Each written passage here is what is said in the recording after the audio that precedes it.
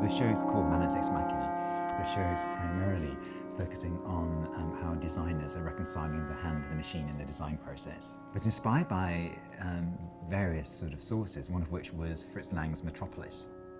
The man and the machine are often presented as oppositional.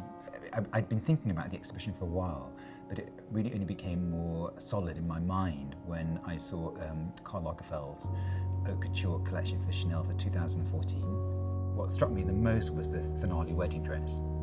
And when the model walked from the front, it seemed like a completely seamless, sort of super modern garment. And then the model turned around and there was a 14 foot train that was hand embroidered by Lesage.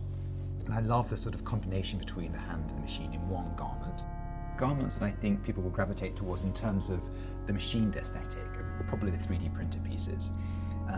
But there are more subtle examinations of the machine.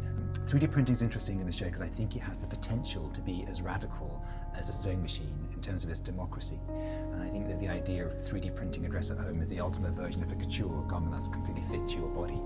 And the materials aren't there yet, but it has the potential to be as radical as that. I'm not a great fan of wearable technology, where designers use technology as an end result in itself. I'm more interested in when designers use technology to advance fashion and to advance their fashion practice. So we're focusing on really techniques like laser cutting and ultrasonic welding, which have a realistic application in fashion. And more recently, Princess Schooler used it in a series of what they call porcelain stone lace dresses.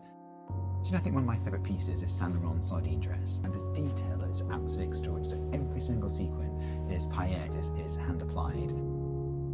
I think that the sort of wider notion behind the exhibition is really to sort of try and come up with a new paradigm for fashion that goes beyond the categories of haute couture and pret-a-porter, which are becoming very slightly redundant in the 21st century through techniques like the hand and the machine.